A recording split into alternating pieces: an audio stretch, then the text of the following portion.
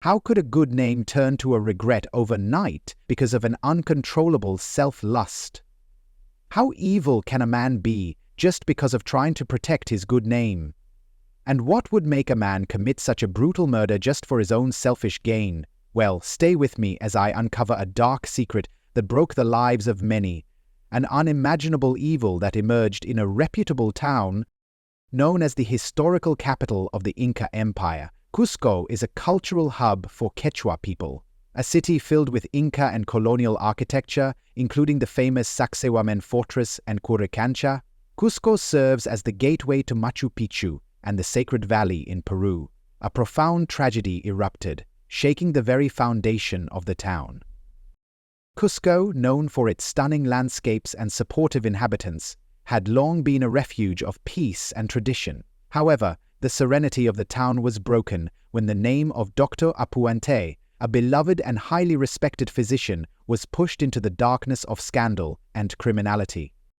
De Quionte, who had spent years tending to the health of the town's residents with constant commitment and sympathy, was suddenly accused of a horrific crime: murder.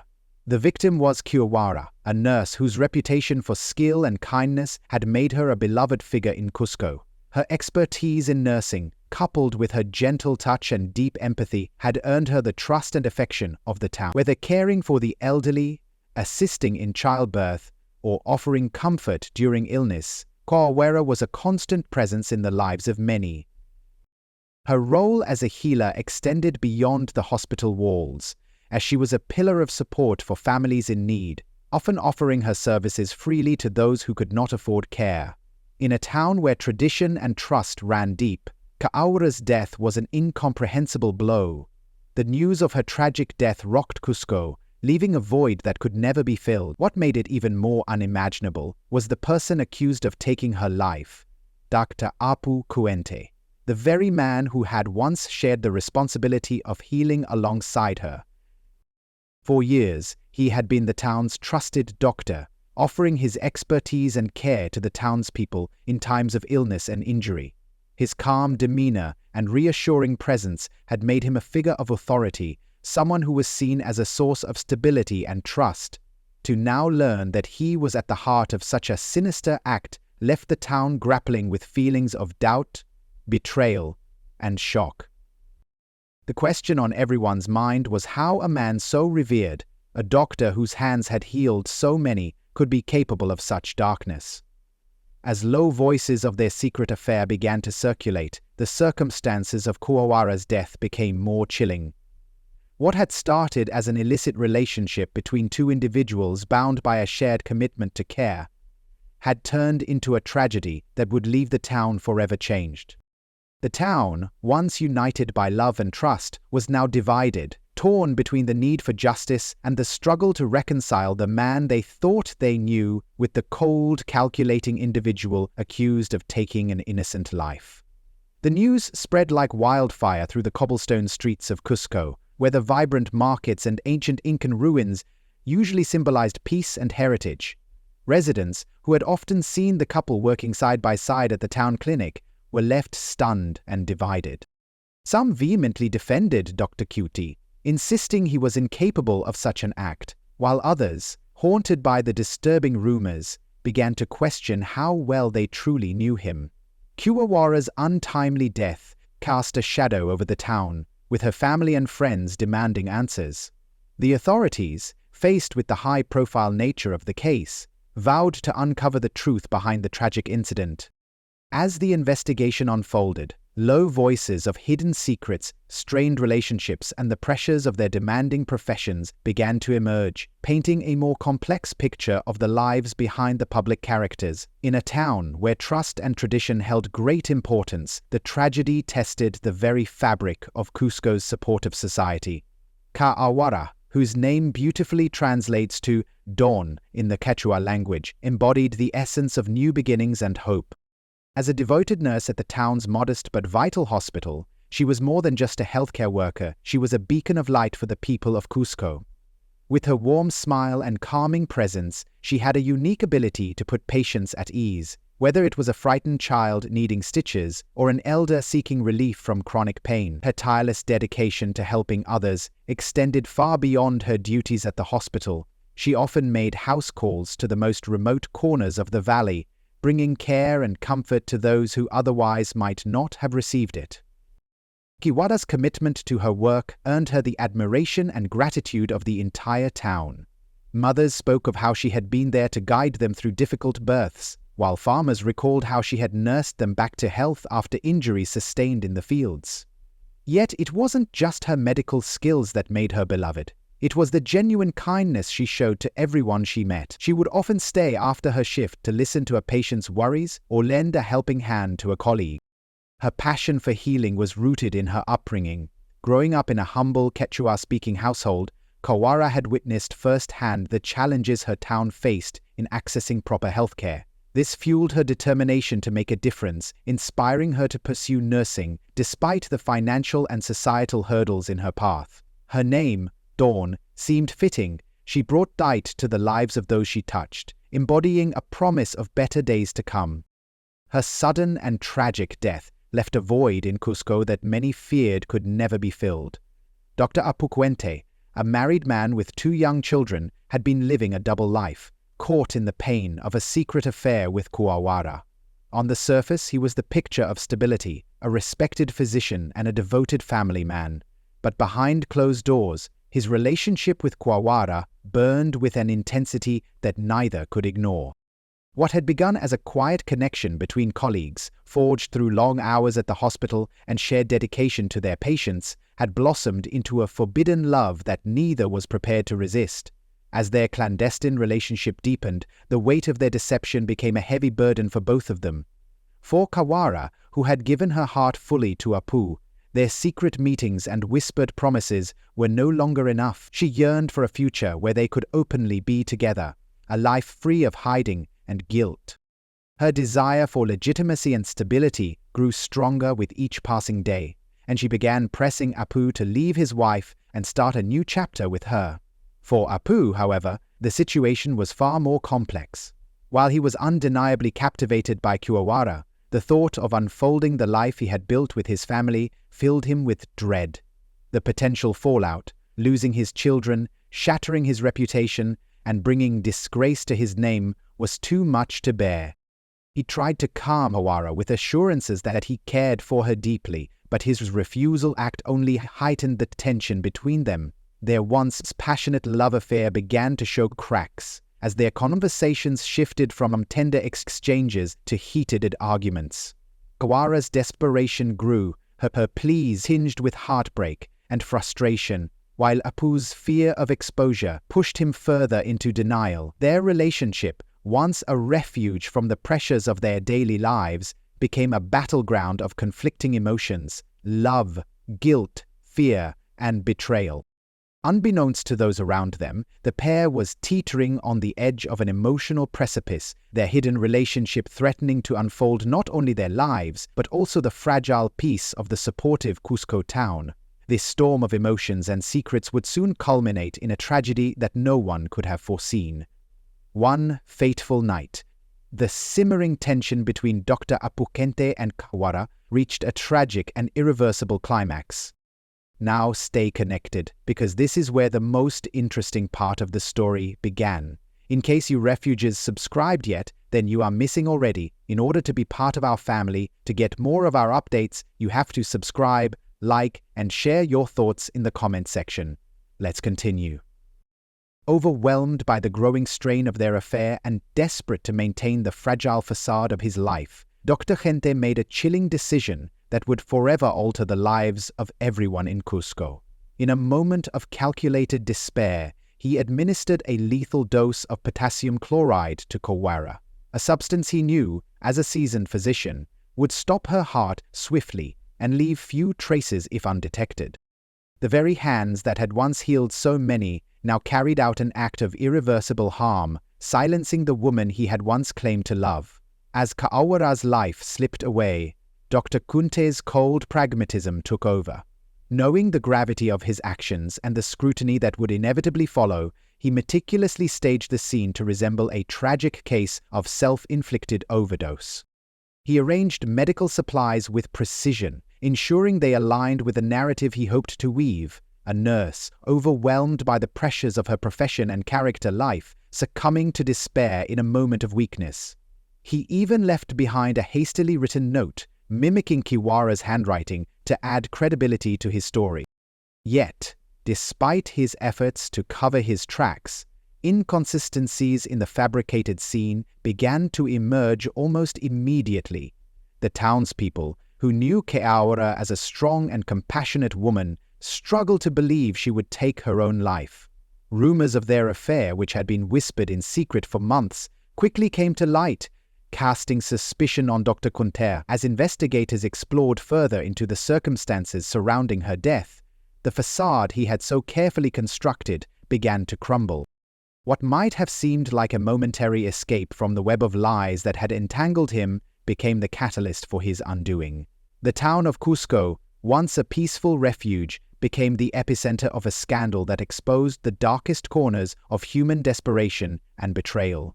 Dr. Kente's actions not only broken Kiwara's future, but also destroyed the trust and respect of a town that had once honored him. The tranquil town of Cusco was rocked to its core by the untimely and mysterious death of Kiwara. News of her passing spread quickly through the town, plunging its residents into a state of collective grief and doubt. Kiwara had been a symbol of hope and compassion, a nurse who had touched countless lives, and the idea that she could have died under such tragic and suspicious circumstances was almost too much to bear. Shock soon turned to outrage, as low voices of foul play began to surface, and suspicion mounted against the one man who seemed to have the most to lose, Dr. Apukente. As the investigation unfolded, a chilling truth began to emerge, unfolding the facade of respectability that Dr. Kyonte had so carefully maintained. His colleagues at the hospital, who had long admired his skill and dedication as a physician, were blindsided by the revelations. Many struggled to reconcile the man they thought they knew, a healer, a mentor, and a family man, with the cold-blooded killer he was now accused of being.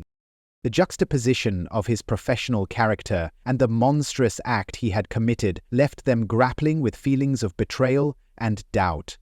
Friends and neighbors who had once viewed Dr. Kyente as a pillar of the town found themselves questioning their own judgment.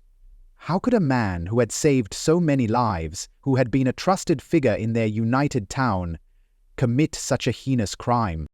For some, the revelation was incomprehensible. For others, it was a bitter confirmation of the suspicions they had harbored since rumors of his affair with Kiwara began circulating.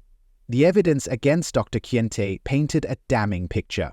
Forensic analysis revealed inconsistencies in the staged overdose, while testimonies from hospital staff shed light on his access to the lethal substance and his increasingly erratic behavior in the weeks leading up to Kiwara's death. Witnesses came forward, recounting arguments between the two lovers and Kiwara's growing frustration with their secret relationship. Each piece of evidence brought the town closer to understanding the dark reality of what had transpired that fateful night. As the truth came to light, the outrage among Cusco's residents grew. Vigils were held in Kiwara's memory, her friends and family demanding justice for the life that had been stolen too soon. The tragedy not only exposed the flaws in one man's character, but also served as a serious reminder of the fragile line between appearances and reality. For the people of Cusco, the loss of Kiwara and the betrayal by Dr. Kyente left scars that would take years to heal, if they ever healed at all. The outcome of Kiwara's murder sent shockwaves rippling through the peaceful town of Cusco, leaving no one untouched by its devastating impact. At the center of the storm was Dr. Kyente's family, who bore the brunt of the fallout. His wife, Akaja, a kind and devoted woman who had stood by him through years of marriage, was thrust into an imaginable whirlwind of pain and shame. Overnight, her world crumbled as the man she had trusted implicitly was unmasked as an adulterer and a murderer. Akaja's grief was compounded by the humiliation of public scrutiny as low voices about the affair and the murder spread like wildfire through the united town. Once admired as the wife of a respected doctor, she now faced cruel judgment from some and pity from others, all while trying to shield her two young children from the harsh reality of their father's actions. The children, too young to fully comprehend the gravity of the situation, were left confused and heartbroken. Their father, once their hero, had become the source of their family's downfall. Friends stopped visiting, classmates whispered behind their backs, and the sense of normalcy they had always known was replaced by a suffocating cloud of stigma. Akaja, torn between her own pain and the need to protect her children, struggled to find the strength to rebuild their broken lives. At the hospital, the staff found themselves grappling with an overwhelming sense of betrayal and grief. For years, they had worked alongside Dr. Kuchente, trusting him as a colleague and often looking to him as a leader. Many had admired his skill, his calm demeanor, and his apparent dedication to saving lives. To now learn that he had used his medical knowledge to commit such a heinous act was a bitter pill to swallow. The revelation of his affair with Ko'awara added another layer of complexity to their grief. Some had seen the bond between the two and dismissed it as a close professional relationship, while others had quietly suspected something more, but never imagined it would end in tragedy. For those who had been close to Ko'awara, the pain was almost unbearable. Nurses who had laughed with her during late shifts, doctors who had consulted her for her sharp insights, and patients who had been comforted by her gentle touch, mourned her loss deeply. The hospital, once a place of healing, became a grim reminder of the lives intertwined and ultimately destroyed by the affair and its consequences. The town of Cusco, once a refuge of town and tradition, was left reeling. Vigils and memorials for Ko'awara were held, but the atmosphere was heavy with unspoken questions and lingering anger. Could such a tragedy have been prevented? How had no one seen the signs? The dual loss of Ko'awara's life and of Dr. Kiente's integrity left a lasting scar on the town, a painful reminder of the fragility of trust and the devastating consequences of secrets left to worsen. In keeping with Quechua tradition, the people of Cusco came together to honor Ko'awara's memory and begin the arduous process of healing their wounded town. The town, bound by its rich cultural heritage, sought solace in its ancient customs, turning to spiritual rituals to address the profound pain and lingering negative energy left in the wake of Dr. Kente's actions. A ceremonial gathering was organized in Ko'awara's honor, blending grief with a collective resolve to restore harmony. At the heart of the ritual was a cleansing ceremony held at the town's modest hospital, the very place where both Ko'awara and Dr. Kiente had worked side by side to heal others. Led by the local shaman, a respected elder steeped in the spiritual practices of the Quechua people, the ceremony sought to purify the space of the darkness that had taken root there. Dressed in traditional robes, adorned with vibrant patterns representing the forces of nature, the shaman began by invoking the blessings of Pachamama, the Earth Mother, and the Apus, the sacred mountain spirits believed to watch over the valley. The shaman used a bundle of medicinal herbs, sage, palo santo, and muna leaves, burning them to produce a fragrant smoke that filled every corner of the hospital. The smoke was believed to carry away the lingering traces of sorrow, anger, and betrayal that had tainted the space. Patients, staff members, and townsfolk participated in the ritual, walking through the smoke as a symbolic act of releasing their own grief and negative emotions. Prayers were offered in Quechua, asking for Ko'awara's soul to find peace and for the town to find the strength to rebuild. As part of the ceremony, a large circle was formed in the town square, with participants holding hands and offering their characteral memories of Ko'awara. Mothers spoke of her gentle care during childbirth, elders recalled her visits to their homes with medicine and kind words, and children shared stories of how she had made them laugh, even when they were scared. These heartfelt tributes transformed the gathering into a celebration of her life, allowing the town to focus on the light she had brought rather than the darkness of her death. In a final act of restoration, the shaman led the townspeople to the base of a sacred mountain near Cusco, where a stone altar was prepared. Here, offerings of coca leaves, flowers, and woven tokens were made to Pachamama and the Apus. The shaman emphasized the importance of balance, that the town, though deeply wounded, could find its way back to harmony through unity, justice, and remembrance. The ceremony brought a sense of catharsis to the grieving town, offering a glimmer of hope amid the pain. While the scars of the tragedy would take time to heal, the ritual reaffirmed the resilience of the Quechua people and their ability to draw strength from their shared traditions. It was a reminder that even in the face of betrayal and loss, the spirit of the town could endure, guided by the wisdom of their ancestors and the love they held for one another. As the harrowing truth of Dr. Quionte's crime became widely known, the people of Cusco united in an outpouring of support for Kawara's grieving family. Her parents, siblings, and extended relatives, who had been devastated by the loss of their beloved Dawn, found themselves surrounded by the collective embrace of a town determined to honor her memory and ease their suffering. Neighbors brought food, helped with household chores, and spent time simply sitting with the family, sharing stories of Kawara's kindness and the lives she had touched. The townspeople also came together to provide financial assistance, organizing fundraising events and donations to help the family navigate the burden of funeral costs and the emotional toll of the tragedy. The marketplace, typically a vibrant hub of trade and chatter, became a focal point for solidarity, with vendors dedicating portions of their sales to support Kawara's loved ones. Artists painted murals in her memory, depicting her smiling face surrounded by symbols of healing and light, while musicians played hauntingly beautiful melodies in tribute to her spirit. The tragedy left an indelible mark on the town, serving as a stark and painful reminder of the devastating consequences of deception and betrayal.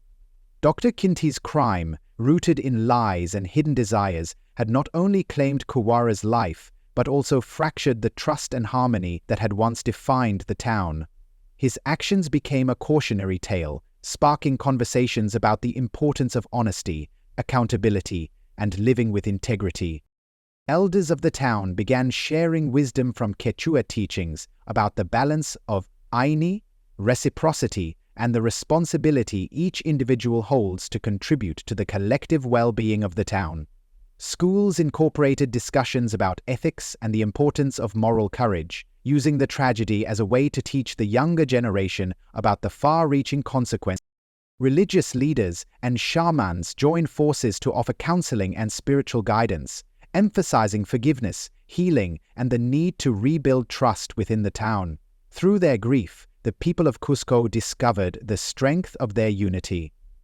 Kawara's legacy, her selflessness, compassion, and dedication to others, became a source of inspiration. The tragedy, though deeply painful, served as a catalyst for reflection and change, reminding everyone of the need to lead lives guided by truth, respect, and integrity.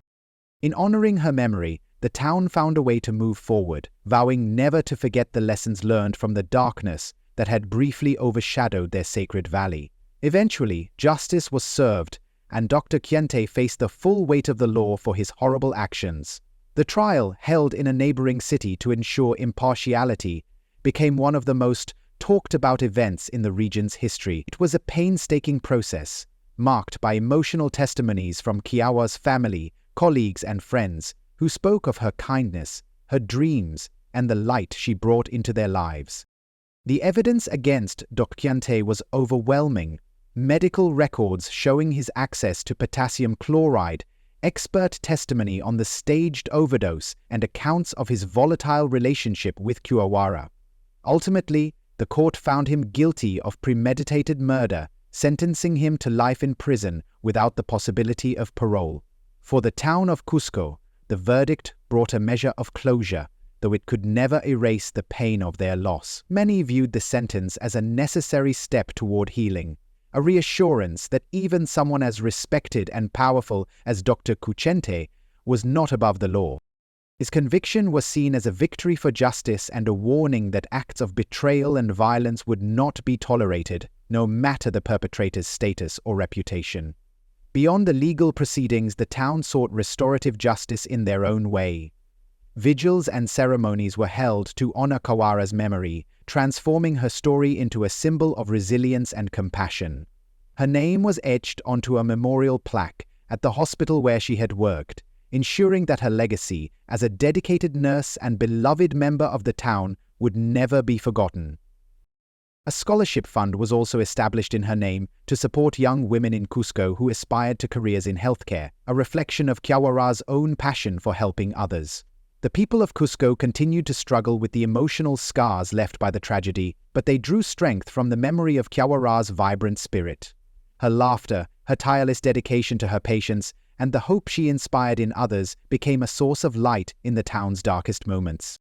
Schools, homes, and markets were filled with stories of Dan, the name that in Quechua perfectly captured the essence of Kiawara's life and the promise of a brighter future that she had always embodied.